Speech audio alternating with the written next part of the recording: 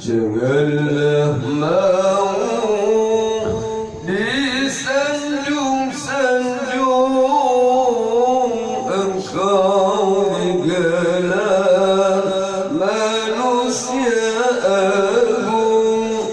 Janganlah mau disanjung-sanjung engkau digelar manusia agung. Sadarlah diri tahu diuntung sebelum masa kerendah diusung. Sadarlah diri tahu diuntung sebelum masa kerendah